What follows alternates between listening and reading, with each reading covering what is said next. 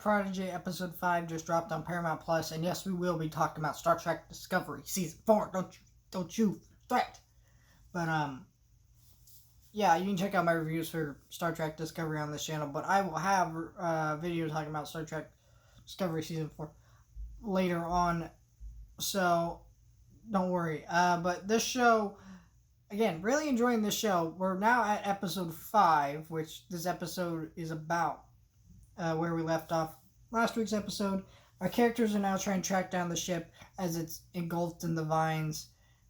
And it's kind of another character building episode where our characters actually, while they're trying to find the ship and be safe, a few of them,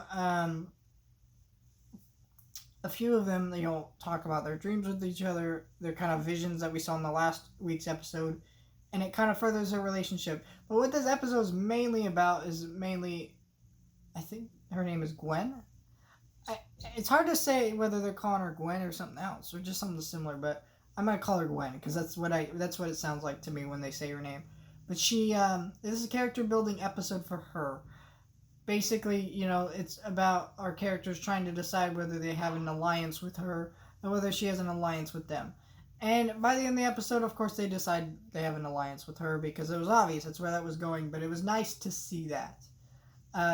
It was a heartbreaking scene when her father chose the ship over her, and then the father got engulfed in vines because it wasn't actually a ship. But showed what he truly desired. He desired the ship over his own daughter, which is just horrific to think about. But yeah. It's interesting because when he sees the ship, he says salvation. And I'm curious what that means. Salvation of what? And then there's also a reveal at the end of this episode where we see that the protostar isn't just the name of the ship. It actually has a baby star, like a protostar inside the ship. The name is pretty literal. And so I don't know where that's going, but it clearly has somewhere to go with the villains. But we know that Gwen has decided with them, and now her father is going to be on their tail throughout most of the season, or at least what it looks like. I'm curious to see where this goes. I hope by the next few episodes, by the end of the season, we get to the Federation.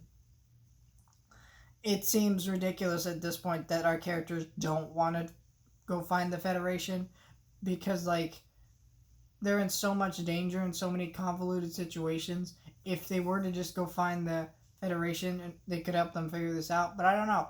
I want to see that. But I'm curious what's going on with this star. That's a really interesting plot line. That's really fascinating to figure out where that goes.